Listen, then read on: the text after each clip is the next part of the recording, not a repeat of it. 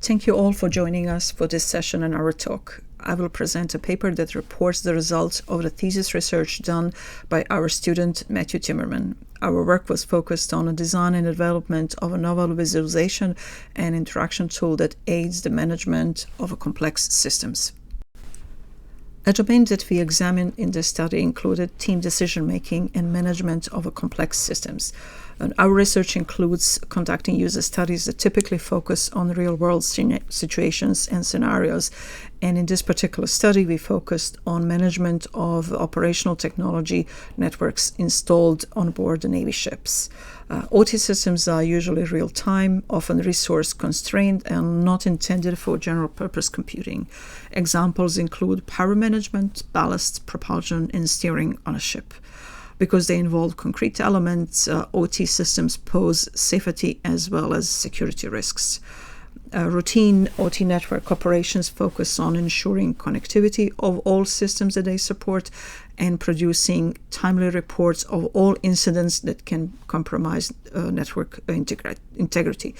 Examples of such situations include network outages, they can be scheduled or unscheduled, and cyber attacks.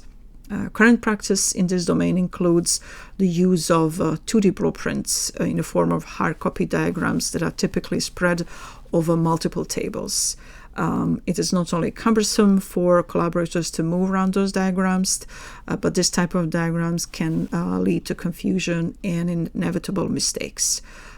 As a result, shuffling those multiple pages of 2D information can create potential new errors. We conducted a study and concluded that a new system that provides more effective visualization and supports seamless interaction of a small team of operators is very much needed. Before we designed the system, we conducted in-depth requirements analysis and cataloged user needs. This system needed to allow collaboration of teams in which some members will have expert knowledge on a given topic and some may not. In our particular case, a commanding officer will have a responsibility of making the final decision, and he will have to discuss the situation with individuals who are the network experts. All of them, and especially a commanding officer, will need to invest their energy on matters at hand and use interface and interactive modalities that are intuitive and as simple as possible. Being that those systems will be used while a ship is at sea, it is important to take into consideration the ship's movement that can be pronounced at times. This also means that it would be not safe to use immersive VR headset to visualize and interact with shared objects. Each participant needed to observe their immediate physical environment and be able to maintain their balance. The essential element of small team collaboration is the exchange of nonverbal cues, participants' ability to see the signs of their colleagues' aha moments, agreements, doubt, or disagreement with each other's opinion. All those factors resulted in a selection of a lightweight mobile augmented reality display solution as a platform for visualization of the content and user interaction. Several domains relate most directly to our work. The tasks associated with the management of computer networks have always implied that an effective visualization of those networks would be available to the operators, and so visualization of complex data sets is one domain that we consulted. Studies that report user experiences shared augmented reality environments, including studies with HoloLenses, have been examined as well. In our work, we put emphasis on systems that will be used by a large number of individuals, and so bringing the concerns of large-scale adoption and deployment is an additional topic that we reviewed. And finally, the format of the use that we are interested in includes the use of technology over extended period of time. The tasks that we study are complex, and operator will need to be immersed over longer sessions. One of the effects that they may experience in VR and AR after extended exposure to sensory stimuli in those systems is cyber sickness, and we wanted to add those concerns as well. Our work used a methodology that is typically applied in this type of studies. Once we identified issues in application domain, we defined research objectives and study consideration. Next step included task analysis that allowed us to acquire detailed insights in application domain. The results of that work provided basis for requirements analysis and generation of design goals. We designed and built multi-user augmented reality systems and the related 3D environment, and then designed and executed user study that included obtaining a full IRB approval. Collected data sets were analyzed, and those results helped us generate guidance for our future work. I already provided highlights of our requirements analysis and design goals. An additional design goal that supported our work on systems that are intended for large-scale adoption was the use of low-cost commercial off-the-shelf solutions. The resulting system architecture consisted of 4 HoloLenses, 3 used by teams, participants in the study, and 1 by admin person. And they used HoloLens clickers. We also included a router and a laptop that hosted sharing service. User interface was intentionally made to be very simple. It provided a visualization of the ship with 4 decks, with individual compartments and elements of network infrastructure. The model had over 1.6 million polygons. We added a rotation tool with a discrete number of rotation angles that could be selected by any team member, and a HUD tool that allowed team members to zoom in and out entire system, turn on and off individual decks, select courses of action, and have a report about the status of the network element that they selected on 3D. Our study examined system usability and user collaboration in the context of real-world scenarios in the naval domain. The participants conducted 2 tasks, one being a training task during which they learned the interface, and the main study task. Study enabled us to collect both objective and subjective data set. Objective data set included a variety of system logs, and subjective data set consisted of Simulator Sickness Questionnaire, System Usability Scale Questionnaire, our custom-made post-task questionnaire, and demographics questionnaire.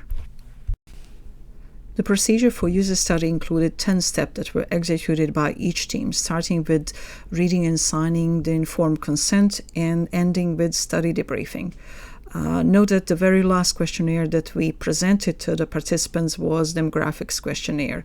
We adopted this practice for several years now, and the goal is to avoid causing any bias. Have we presented it at the beginning of the study?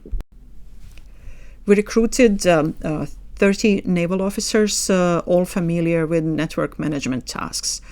This allowed us to have 10 teams of 3. Their age was between 22 and 44 years old, with less than a year of experience working in a domain up to 23 years of experience in the fleet. There was no group leader assigned in any team. Everyone had equal collaborative role. In the end, all participants completed their sessions.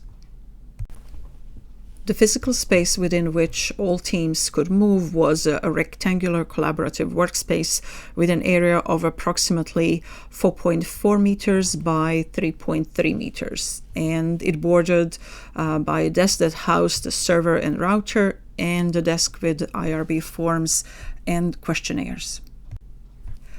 Our objective data set included update rate. For most of the time, the system generated between 55 and 65 frames per second, and a significant drop in update rate was observed each time the participants would manipulate 3D model of the ship. Manipulations like turning on and off portions of the model, rotation, or zooming in and out.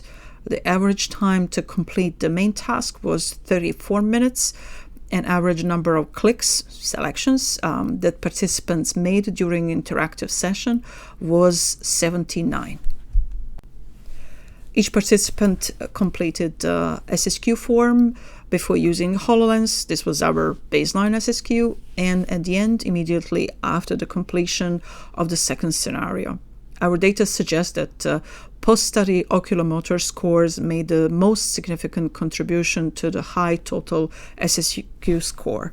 A total of 63% of our participants exhibited raised eye strain symptoms, while headache and general discomfort were experienced by over 40% of participants. The result of a system usability questionnaire suggested that the system was judged as easy to use, well integrated, simple to learn. Majority would like to use the system frequently to support their network tasks. We find it interesting that 7 participants opted for would not like to use it frequently, and that was SUS question number 1. We checked their SSQ results and confirmed that they had higher than average SSQ scores. We provide the result of a system usability scale questionnaire that I just commented for your visual check. Post-task questionnaire was designed to capture domain-specific opinions about collaborative nature of the tool and gather participants' insights in open-ended questions. Participants were, in general, very satisfied with their individual and team performances throughout the main scenario. They also found augmented reality representation of the ship model to be a highly valuable tool in their decision-making.